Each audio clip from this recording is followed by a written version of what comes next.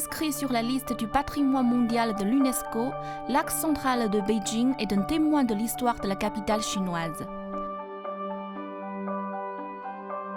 À 2 pas des tours de la cloche et du tambour, un restaurant aux saveurs authentiques se cache dans une cour traditionnelle. Chacun de ces plats incarne l'essence de la vie pékinoise d'autrefois. Assistons sans attendre à la rencontre entre la cuisine classique et un cadre prestigieux chargé d'histoire. Bonjour à tous, je suis Yang Jianchang, le fondateur du restaurant Gue Temple. Mais aussi un chef qui a passé des décennies derrière les fourneaux.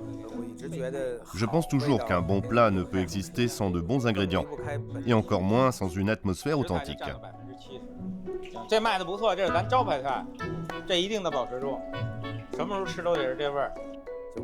Notre restaurant se trouve juste sur l'axe central de Beijing. Nous espérons que nos plats permettront à tous de déguster les saveurs locales. Bonjour, monsieur Yang. Bonjour Wang, bienvenue. J'ai enfin trouvé, votre restaurant est vraiment bien caché. C'est vrai, veuillez entrer. On m'a dit que vous êtes situé sur l'axe central, peut-on le voir? Oui, bien sûr, sur la terrasse à l'étage, il y a un repère avec les coordonnées de latitude et de longitude. On peut monter voir. J'ai vraiment hâte. D'accord. On est pile sur l'axe, face à la tour de la cloche. Voilà, c'est le repère de l'axe central. Regardez. C'est très précis, non? Et le restaurant est face à la tour de la cloche. Oui. C'est une sensation unique. Alors, pourquoi avoir eu l'idée d'ouvrir un restaurant ici? D'abord, j'ai ouvert mon premier restaurant dans un routon près de la tour de la cloche. Ensuite, j'ai grandi dans ce quartier. Petit, je me promenais à vélo par ici et je voyais toujours les murs d'enceinte de cette cour. J'avais envie de voir ce qu'il y avait dedans et j'ai toujours gardé ça en tête. Ouvrir un restaurant ici est mon rêve d'enfance. Regardez, nous sommes au nord de la tour de la cloche. La vue est magnifique le jour et encore plus belle quand les lumières s'allument le soir. Pensez donc, déguster la cuisine pékinoise dans un tel cadre, quel plaisir! On est déjà conquis avant même d'y avoir goûté. C'est une expérience. Tout à fait. Bon, assez parlé de ce restaurant, il est temps de goûter à nos plats. Surtout notre canard laqué au tangsong. C'est notre création exclusive. Vous n'y avez certainement jamais goûté. Super. Sans oublier le concombre de mer au poireau, qui est aussi l'un de nos plats phares. D'accord, allons-y.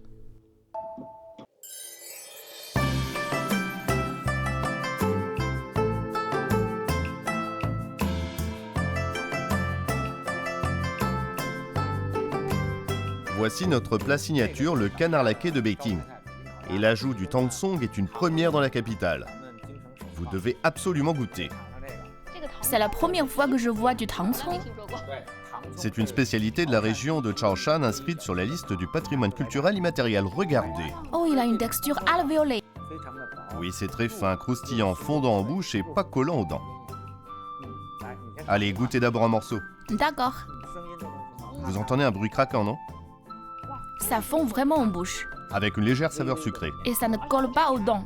La texture est excellente et l'arôme très intense. C'est délicieux. Ma femme est originaire de la région de Chaoshan.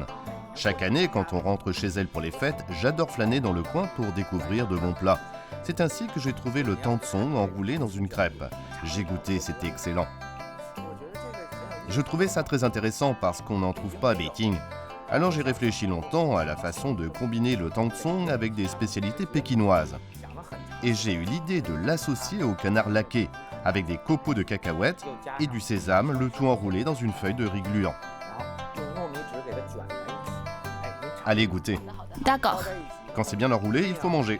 En une seule bouchée. Exactement. Il faut une grande bouchée pour apprécier la douceur du tangsong. C'est incroyable. Dès la première bouchée, ce mélange de saveurs explose en bouche. Le sucre, la peau croustillante et la viande tendre du canard se marient parfaitement. Légère, cette préparation fond instantanément en bouche, libérant de riches arômes. C'est très bon. C'est une spécialité de 400 ans associée au canard laqué qui en a 600. On peut dire que c'est un plat millénaire. C'est aussi une histoire d'amour millénaire. La deuxième façon de manger, c'est la méthode traditionnelle. Allez-y.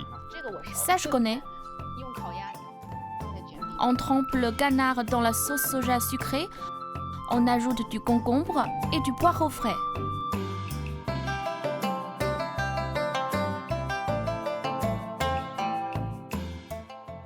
Le canard laqué, il finit toujours par nous manquer.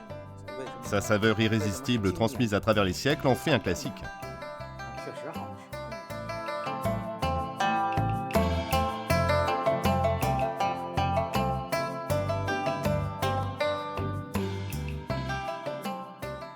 C'est vraiment exquis.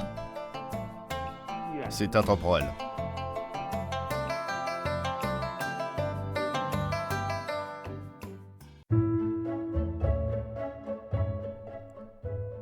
Regardez ce plat, c'est aussi l'une de nos spécialités, le concombre de mer au poireau. Il est tout imbibé de sauce et de saveur. Goûtez. D'accord, je sais que c'est un classique du Shandong. Oui. Regardez son élasticité quand je l'étire. Ce concombre de mer est dodu. En le coupant, je l'ai trouvé très tendre. Il l'est, mais sans perdre sa forme. Il a de la mâche et aucune odeur désagréable. Tout à fait. Comment choisir les concombres de mer? L'environnement dans lequel ils vivent est très important. Il faut qu'ils aient une taille uniforme. Nous allons nous-mêmes sur place faire la sélection. Y a-t-il un secret dans la préparation? Parce que dans la version traditionnelle que j'ai déjà goûtée, on fait sauter le concombre de mer avec des sections de poireaux. Ici, j'ai l'impression qu'il y a du poireau frit dessus, non? D'abord, on fait mariner le concombre de mer avec du poireau pour qu'il en absorbe la saveur. Ensuite, on le fait mijoter. Cette sauce est excellente. On la fait avec du bouillon de poulet concentré. Voilà pourquoi c'est si savoureux. Oui, on fait mijoter lentement. La cuisson est aussi très importante. On fait mijoter à feu doux, n'est-ce pas? Si on le fait cuire trop longtemps, le concombre de mer perd sa texture. Si le temps est trop court, il n'est pas assez savoureux. Ce plat demande donc pas mal de savoir-faire. On laisse d'abord le concombre de mer absorber le goût du poireau, puis on le saupoudre de copeaux de poireaux frits croustillants pour booster l'arôme. Ces copeaux sont sublimes. Oui, Ils enrichissent la texture quand on les mange avec le concombre de mer. la saveur est encore meilleure et les différentes notes sont bien plus marquées.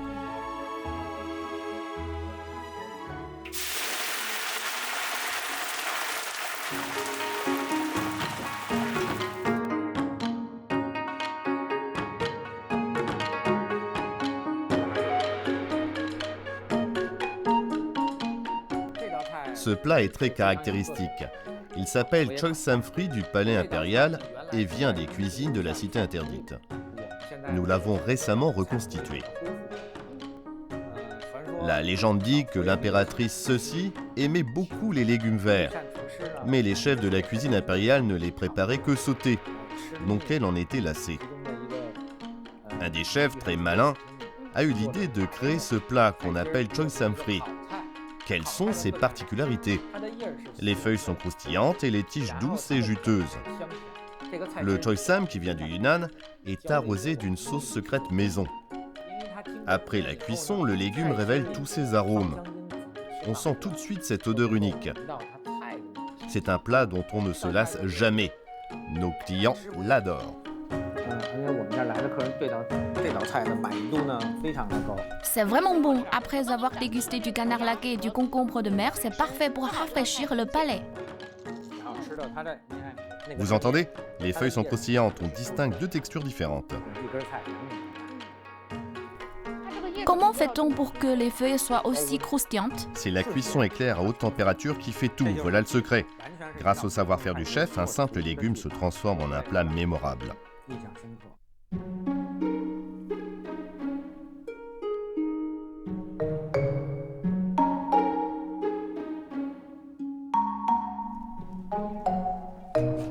Ce plat est aussi très spécial. Ce sont des crevettes. Prenez d'abord une bouchée, je vous expliquerai ensuite, d'accord? Qu'y a-t-il sous les crevettes? De la poire blanche de Beijing. Poire et crevettes, encore une nouvelle combinaison.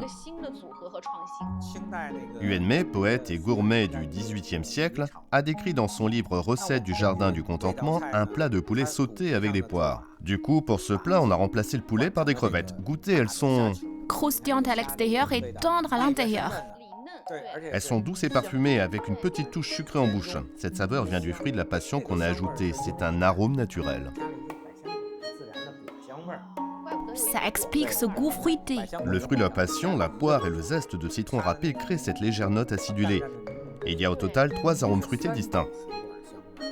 Quelle créativité dans cette recette! On perçoit une légère note fruitée, relevée par un goût aigre-doux très agréable. C'est tellement appétissant et ça donne instantanément l'eau à la bouche. C'est super bon. Cette recette créative vaut bien celle de Yuanmei. Elle est très raffinée. L'association de ces ingrédients est parfaitement harmonieuse. L'utilisation des fruits en cuisine est une tradition ancestrale, une pratique à laquelle nous sommes tout à fait habitués. Passons maintenant au prochain plat, la boulette de porc cuite au bouillon. C'est un mets très traditionnel qui demande un grand savoir-faire. Il faut absolument que je goûte pour voir ça. Regardez, la boulette de porc est accompagnée de petits pois.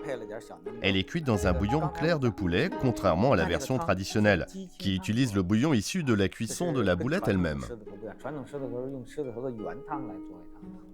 Nous, on utilise donc le bouillon de poulet et on ajoute aussi du cœur de chou. La boulette de porc est un élément traditionnel. Elle dépend de la qualité des ingrédients, ainsi que du savoir-faire du chef en matière de découpe et de maîtrise du feu. D'abord, on choisit de la viande en marbre, avec 40% de gras et 60% de maigre. On coupe en petits morceaux de la taille de graines de grenade, on malaxe et on donne forme. Enfin, on fait mijoter.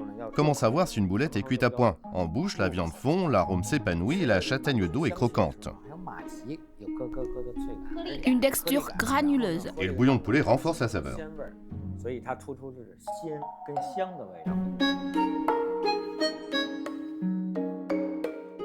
Cette boulette répond parfaitement à ce que vous venez de dire.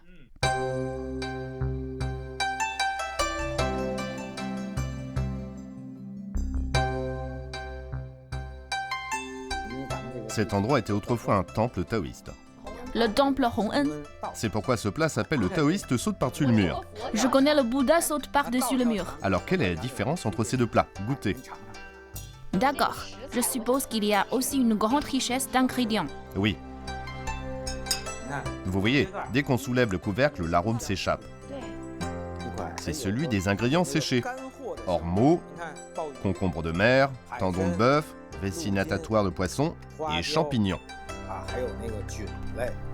Tout cela est très nutritif. Il y a aussi de l'œuf de pigeon. D'abord, les ingrédients sont riches et de haute qualité. Ensuite, le bouillon est très savoureux. Il y a aussi un aromate, non? Goûtez. On sent un léger goût de plante médicinale. Le taoïsme insiste sur la préservation de la santé, donc on ajoute de l'angélique daurica, utilisée dans la pharmacopée chinoise. Goûtez aussi l'ormeau. On en utilise desséchés parce que quand on les réhydrate, ils ont un arôme plus intense que les frais. Cet ormeau est très savoureux et ferme. Cette soupe est d'un vrai régal, riche, fraîche et onctueuse grâce à sa gélatine. Elle se savoure avec plaisir. C'est trop bon. Ce plat correspond à la conception taoïste d'harmonie entre l'homme et la nature. Il est très léger et bon pour la santé. En hiver, il renforce le corps et tonifie le qi. Il contribue au bien-être. Il fait un peu transpirer.